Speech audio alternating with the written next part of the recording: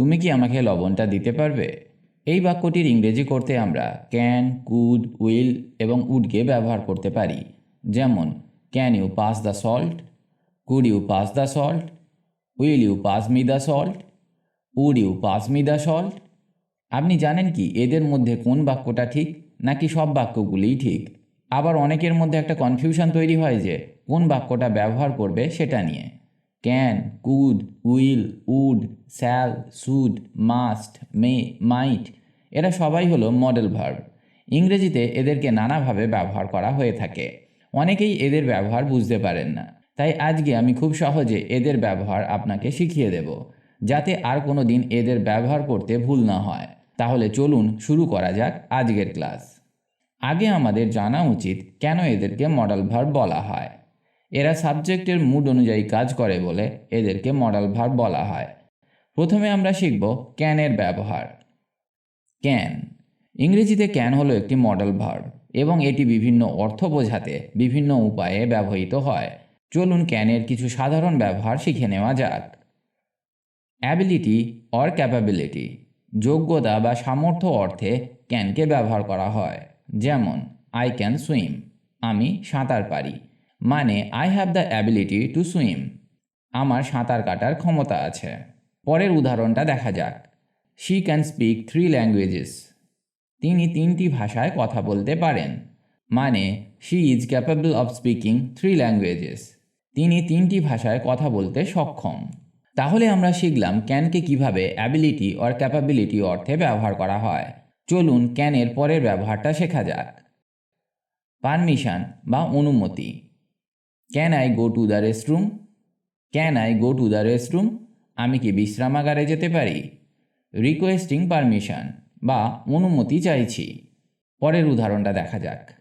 You can use my computer, আপনি আমার computer ব্যবহার করতে পারেন। গ্র্যান্টিং পারমিশন বা অনুমতি প্রদান করা হচ্ছে এই বাক্যে। এইভাবে অনুমতি দিতে এবং অনুমতি নিতে ক্যানকে ব্যবহার করা হয়। পসিবিলিটি বা সম্ভাবনা। ইট ক্যান রেন লেটার, পরে বৃষ্টি হতে পারে। এখানে বৃষ্টির সম্ভাবনা প্রকাশ করছে। বৃষ্টি হতেও পারে আবার নাও পারে, মানে একটা পসিবিলিটি আছে। তাহলে পসিবিলিটি বা সম্ভাবনা অর্থে আমরা ক্যানকে ব্যবহার করতে পারি। আর একটা উদাহরণ দেখা যাক। This can B A challenging task, এটি একটি চ্যালেঞ্জিং কাজ হতে পারে। কাজটি চ্যালেঞ্জিং হওয়ার সম্ভাবনা নির্দেশ করে। আশা করি ক্যানের এই ব্যবহারটিও আপনাকে বোঝাতে পেরেছি। অফারিং অর সাজেশন, অফার বা পরামর্শ দিতে ক্যানকে ব্যবহার করা হয়। যেমন, can I help you with that, আমি কি আপনাকে এতে সাহায্য করতে পারি? এখানে সহায়তা অফার করছি। You can try this method, আপনি এই পদ্ধতিটি ব্যবহার করে দেখতে পারেন। এখানে একটি সম্ভাব্য সমাধান বা পদ্ধতির পরামর্শ করা হচ্ছে। Requesting or asking for something, অনুরোধ বা কিছু চাওয়া অর্থে ক্যানকে ব্যবহার করা হয়। যেমন, can you pass the salt please, দয়া করে তুমি আমাকে লবণটা দিতে পারবে? কাউকে লবণটা পাস করার জন্য অনুরোধ করা হচ্ছে। তো এই সব ক্ষেত্রে আমরা ক্যানকে ব্যবহার করতে পারি। আর একটা উদাহরণ দেখা যাক। Can I have a glass of water, can I have a glass of water, আমি কি এক গ্লাস জল খেতে পারি? অনুমতি চাওয়া বা অনুগ্রহের জন্য অনুরোধ করা হচ্ছে। তাহলে আমরা শিখলাম ক্যানকে কিভাবে ব্যবহার করা হয়। এবার আমরা শিখব কুডের ব্যবহার। কুড হলো একটি মডেল ভার্ব। কুডকেও নানাভাবে ব্যবহার করা হয়। যেমন, পাস্ট অ্যাবিলিটি বা অতীত ক্ষমতা।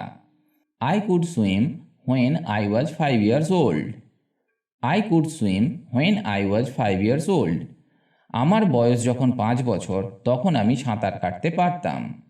এখানে এক্সপ্রেসিং এ পাস্ট অ্যাবিলিটি বা অতীতের ক্ষমতা প্রকাশ করা, মানে আমি আগে পারতাম এখন হয়তো আর পারি না। এই সব ক্ষেত্রে আমরা কুডকে ব্যবহার করতে পারি। কুডের পরের ব্যবহারটা শেখা যাক। পোলাইট রিকোয়েস্ট, নম্র অনুরোধ করতে কুডকে ব্যবহার করা হয়। যেমন, could you please pass the salt, could you please pass the salt, দয়া করে তুমি কি লবণটা দিতে পারবে? এটি একটি অনুরোধ করার ভদ্র উপায়। তো আমরা এইভাবেও কুডকে ব্যবহার করতে পারি। এর আগের উদাহরণটিতে আমরা কুডের জায়গায় ক্যানকে ব্যবহার করেছিলাম। আপনার জানা উচিত ক্যানের চেয়ে কুড অনেক বেশি পোলাইট অর্থে ব্যবহার করা হয়। কুডের পরের ব্যবহার পসিবিলিটি বা সম্ভাবনা। It could rain later. It could rain later, পরে বৃষ্টি হতে পারে। এখানে বৃষ্টির সম্ভাবনা প্রকাশ করা হচ্ছে। আর একটা উদাহরণ দেখা যাক। He could be at the library. He could be at the library, তিনি লাইব্রেরিতে থাকতে পারেন। এটাও একটা সম্ভাবনা যে তিনি লাইব্রেরিতে থাকতে পারেন, আবার নাও পারেন। এটা একটা পসিবিলিটি। আশা করি আমি আপনাকে এটা বোঝাতে পেরেছি। পসিবিলিটি ইন দ্য পাস্ট, অতীত সম্ভাবনা প্রকাশ করতে কুডকে ব্যবহার করা হয়।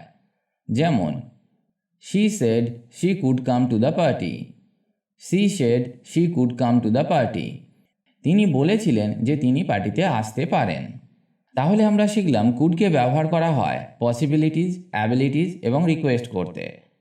এবার আমরা শিখব মেয়ের ব্যবহার। মেয়েকেও নানাভাবে ব্যবহার করা হয়, যেমন পারমিশন বা অনুমতি অর্থে। May I go to the restroom. May I go to the restroom, আমি কি বিশ্রামাগারে যেতে পারি। রিকোয়েস্টিং পারমিশন, এখানে অনুমতি চাওয়া হচ্ছে। এখানে আমরা মেয়ের পরিবর্তে ক্যানকেও ব্যবহার করতে পারি, যেমন can I go to the restroom.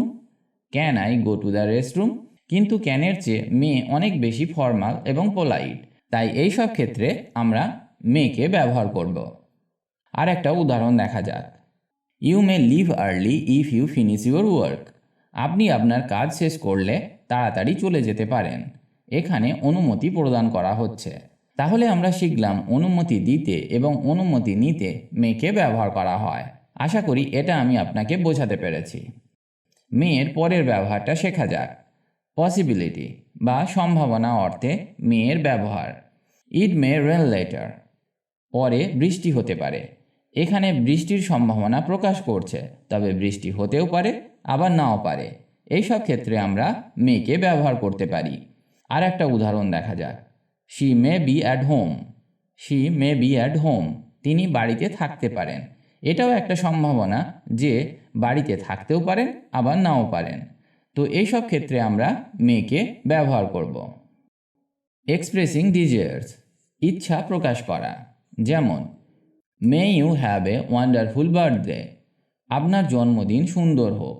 এই উদাহরণটিতে শুভেচ্ছা বা আশীর্বাদ প্রকাশ করছে। তো এই সব ক্ষেত্রেও আমরা মেকে ব্যবহার করতে পারি। মেয়ের আরেকটি ব্যবহার শেখা যাক। রিকোয়েস্ট অর অফার্স, অনুরোধ বা অফার করতেও মেকে ব্যবহার করা হয়। যেমন may I help you with your bags. May I help you with your bags, আমি কি আপনাকে আপনার ব্যাগ দিয়ে সাহায্য করতে পারি। এটি একটি পোলাইট এবং ফর্মাল ওয়ে। তাহলে আমরা দেখলাম মেকে কিভাবে ব্যবহার করা হয়। তার সাথে এটা আপনার জানা উচিত মেয়ে হলো ক্যানের চেয়ে অনেক বেশি পোলাইট। মাইট, মাইটকে ব্যবহার করা হয় পসিবিলিটি বা সম্ভাবনা প্রকাশ করতে। যেমন ইট মাইট রেন লেটার টুডে। ইট মাইট রেন লেটার টুডে, আজকে পরে বৃষ্টি হতে পারে।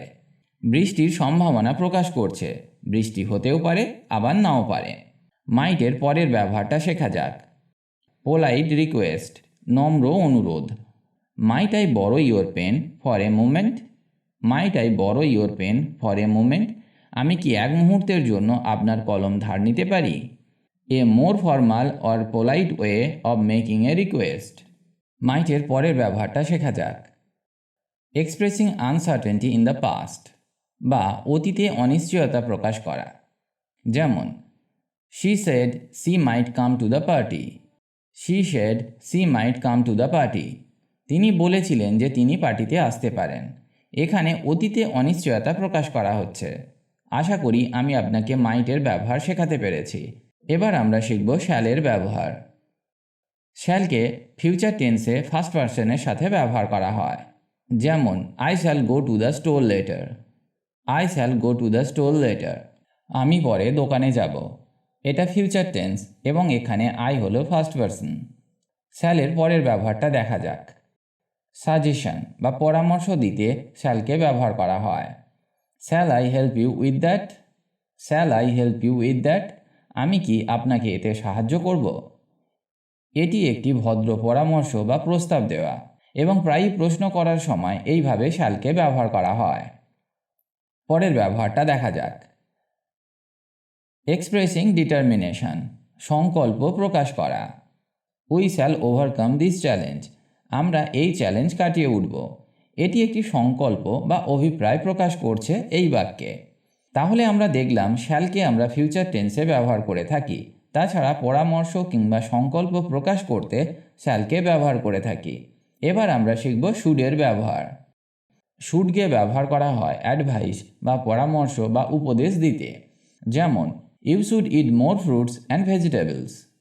You should eat more fruits and vegetables, আপনার বেশি করে ফল এবং সবজি খাওয়া উচিত। এই উদাহরণে উপদেশ বা পরামর্শ দেওয়া হচ্ছে, তো এই সব ক্ষেত্রে আমরা শুডকে ব্যবহার করতে পারি। অব্লিগেশন অর ডিউটি, দায়িত্ব বা কর্তব্য। They should complete their assignments on time. They should complete their assignments on time, তারা সময় মতো তাদের অ্যাসাইনমেন্ট সম্পূর্ণ করতে হবে। এটি একটি বাধ্যতা বা কর্তব্য প্রকাশ করা। এক্সপেকটেশন বা প্রত্যাশা। He should be here by now, তার এখনই এখানে থাকা উচিত। এটি একটি প্রত্যাশা বা সম্ভাবনা প্রকাশ করা। পসিবিলিটি, সম্ভাবনা। It should rain later today, আজকে পরে বৃষ্টি হওয়া উচিত। এই উদাহরণটিতে বৃষ্টির সম্ভাবনা প্রকাশ করা হচ্ছে। পোলাইট রিকোয়েস্ট, নম্র অনুরোধ। Should I help you with that? Should I help you with that, আমি কি আপনাকে এতে সাহায্য করব?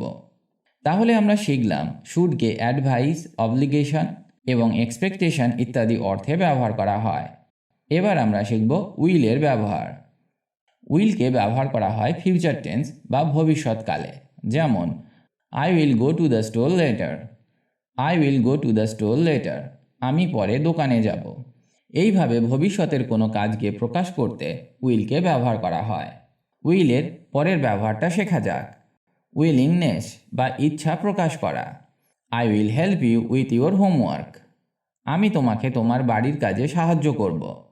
এই উদাহরণটিতে কিছু করার ইচ্ছা বা ইচ্ছা প্রকাশ করা হচ্ছে, তো এইভাবে আমরা উইলকে ব্যবহার করতে পারি। আবার প্রেডিকশন বা ভবিষ্যৎবাণী করতে উইলকে ব্যবহার করা হয়। ইট উইল রেন টুমরো, আগামীকাল বৃষ্টি হবে।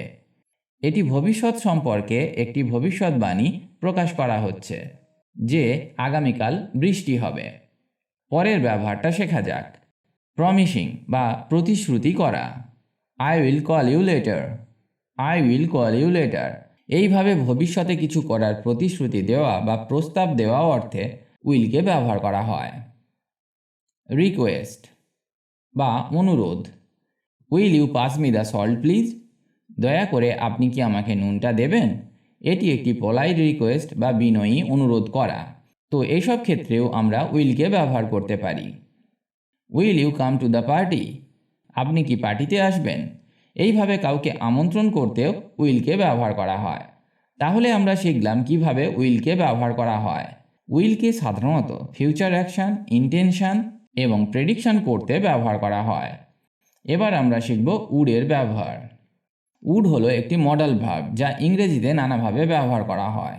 যেমন কন্ডিশনাল স্টেটমেন্ট বা শর্তগত বিবৃতি। If it rains I would stay indoors. If it rains I would stay indoors, যদি বৃষ্টি হয় আমি ঘরেই থাকব। এটা একটা শর্তগত বিবৃতি, এইভাবে আমরা উডকে ব্যবহার করতে পারি। পোলাইট রিকোয়েস্ট বা নম্র অনুরোধ। Would you pass me the salt please? Would you pass me the salt please, আপনি কি আমাকে লবণটা দেবেন অনুগ্রহ করে? এটি একটি বিনয়ী অনুরোধ করা, তো এইভাবেও আমরা উডকে ব্যবহার করতে পারি। বা would you like a cup of tea? Would you like a cup of tea, আপনি কি এক কাপ চা চান? এটি একটি পোলাইট অফার, তাহলে আমরা পোলাইট রিকোয়েস্ট কিংবা পোলাইট অফার করতে উডকে ব্যবহার করতে পারি। উডের পরের ব্যবহারটা শেখা যাক। পাস্ট হ্যাবিট বা অতীতের অভ্যাস। When I was a child, I would play in the park every day. When I was a child, I would play in the park every day. আমি যখন ছোট ছিলাম আমি প্রতিদিন পার্কে খেলতাম। একটি অতীতের অভ্যাসগত কর্মের বর্ণনা, তো এইভাবে পাস্ট হ্যাবিটকে প্রকাশ করতে আমরা উডকে ব্যবহার করতে পারি। এবার উডের পরের ব্যবহারটা শেখা যাক। পোলাইট কোয়েশ্চেন্স অর অফার্স মানে ভদ্র প্রশ্ন বা offer. Would you mind closing the door? Would you mind closing the door? আপনি কি দরজা বন্ধ করতে আপত্তি করবেন? কাউকে কিছু করতে বলার একটি ভদ্র উপায়। এইভাবে আমরা উডকে ব্যবহার করতে পারি। তাহলে আমরা দেখলাম উডকে কিভাবে ব্যবহার করা হয়। এবার আমরা শিখব মাস্টের ব্যবহার।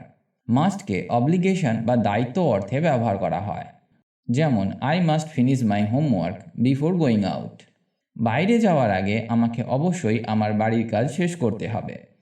এখানে একটি ব্যক্তিগত বাধ্যকতা বা প্রয়োজনীয়তা প্রকাশ করা হচ্ছে। তো এইসব ক্ষেত্রে আমরা মাস্টকে ব্যবহার করতে পারি। মাস্টের পরের ব্যবহারটা দেখা যাক। প্রহিবিশন বা নিষেধ। যেমন you must not smoke in this area. You must not smoke in this area. আপনি অবশ্যই এই এলাকায় ধূমপান করবেন না। এটি একটি নিষেধাজ্ঞা বা নিয়ম প্রকাশ করা। তো এইসব ক্ষেত্রেও আমরা মাস্টকে ব্যবহার করতে পারি। স্ট্রং রেকমেন্ডেশন বা দৃঢ় সুপারিশ। For example, you must see that movie, it's fantastic. You must see that movie, it's fantastic. আপনি অবশ্যই মুভিটি দেখবেন, এটা চমৎকার। এটি একটি স্ট্রং রেকমেন্ডেশন বা সাজেশন। তাহলে আমরা দেখলাম মডাল ভার্বকে কিভাবে ইংরেজিতে ব্যবহার করা হয়।